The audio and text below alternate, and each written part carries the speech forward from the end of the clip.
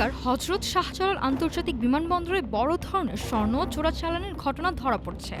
Dubai থেকে আসা একটি ফ্লাইটের কার্গো কম্পার্টমেন্টের টয়লেট প্যানেলের ভেতর থেকে উদ্ধার করা হয়েছে ১৫৩টি স্বর্ণের বার, যার মোট ওজন প্রায় ১৮ কেজি। রাজধানীর হজরত শাহজালাল আন্তর্জাতিক বিমানবন্দরে আবারও ধরা পড়ল বড় অঙ্কের স্বর্ণ চোরাচালান। গোপন সংবাদের ভিত্তিতে শনিবার রাতে কঠোর নজরদারি চালায় বিমান চলাচল নিরাপত্তা সংস্থা এবং গোয়েন্দা সংস্থার সদস্যরা। দুবাই থেকে আসা বিমান বাংলাদেশ এয়ারলাইন্সের একটি ফ্লাইট অবতরণের পরপরই শুরু হয় বিশেষ তল্লাশি।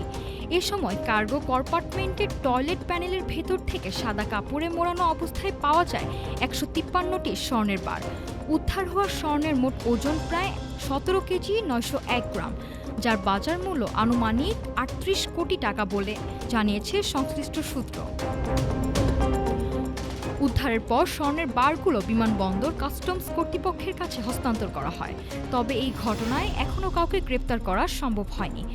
তদন্তকারীরা বলছেন, বিমানবন্দরের নিরাপত্তা ব্যবস্থার কোনো দুর্বলতা কাজে লাগিয়ে আন্তর্জাতিক চক্র এই স্বর্ণ পাচারের চেষ্টা করেছিল কিনা তা খতিয়ে দেখা হচ্ছে। বিমানবন্দর কর্তৃপক্ষ জানিয়েছে, ভবিষ্যতে এ ধরনের ঘটনা ঠেকাতে সব আন্তর্জাতিক ফ্লাইটে নিরাপত্তা তল্লাশি আরও জোরদার করা হবে। স্বর্ণ চোরাচালানের এই ঘটনায় বিমানবন্দরের নিরাপত্তা ব্যবস্থার উপর আবারও প্রশ্ন উঠছে। তদন্ত শেষে বিস্তারিত জানা যাবে বলে জানিয়েছে কর্তৃপক্ষ। নাফিসা সামিয়া, ঢাকা।